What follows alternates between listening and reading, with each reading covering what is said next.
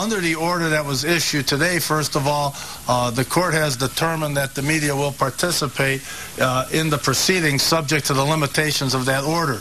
Does the prosecution have any objection to the media participation as so restricted? None whatsoever, Your Honor. Mr. Farinacci, do you have any objections as so restricted? No, Your Honor. All right. In that order, however, the court does make note of Court Superintendency Rule 12, which states that all victims and witnesses may object to being filmed, videotaped, recorded, or photographed, and if they do object, their objection shall be known to all persons, and victims or witnesses who object may not be filmed, videotaped, recorded, or photographed as they so specify. Is there anyone here who objects to, let me start with Mr. Farinacci, objecting to anyone being photographed by the media? Mr. Farinacci.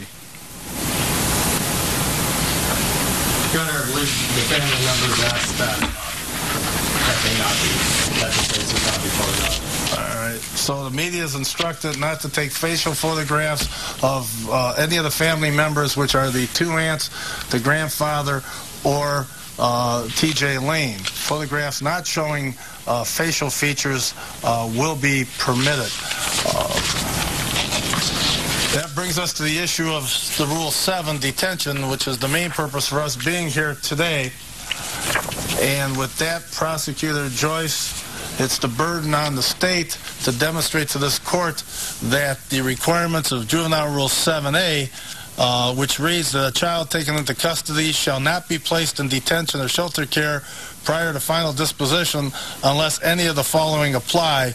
1, detention or shelter care is required. A, to protect the child from immediate or threatened physical or emotional harm, or B, to protect the person or property of others from immediate or threatened physical or emotional harm.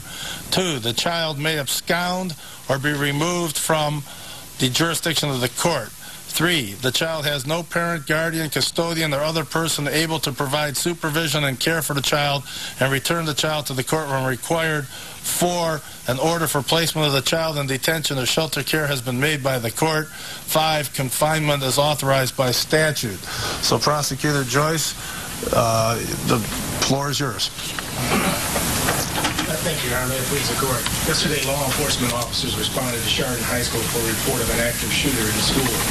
It became known to first responders at that time that a student by the name of TL had a .22 handgun and was shooting other students in the school. There were students injured by gunfire in the cafeteria and in need of assistance. TJ was last seen leaving the cafeteria and heading down the number 200 hallway. Chief McKenna and Sheriff McClellan arrived and took command of the scene. The officers entered the cafeteria, making it safe, located 3 injured male students. All 3 were unconscious and bleeding from the head area. Another injured was a male student located in the room 200, where it appeared to have been shot in the neck area. It became clear at that point that this TJ had left the building. Eyewitness accounts and school video surveillance showed that Lane was the only shooter involved. A total of 5 victims were shot. After shooting 4 students in the cafeteria and 1 in the 200 hallway, he ran down the hallway, out the east door of the building, and down the Chardon Recreation Park and Drive into a wooded area.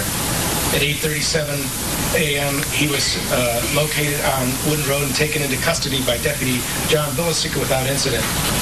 Once in custody, Lane was advised of his rights. He confessed to taking the .22 pistol to school along with a knife. He admitted he went into the school cafeteria and fired 10 rounds at a group of students sitting at a cafeteria table. That he did not know the students, but he chose them randomly. Since then, 3 of the victims have expired due to the gunshot injuries. 1 remains hospitalized, and the 5th victim has been released to the family. Your Honor, for the reasons set out, this is an active investigation for the safety of this juvenile and for the safety of this community. And we'd ask that this court entertain a motion to detain him while proper charges and the investigation can be completed and proper charges can be presented to this court. Thank you, Prosecutor Joyce.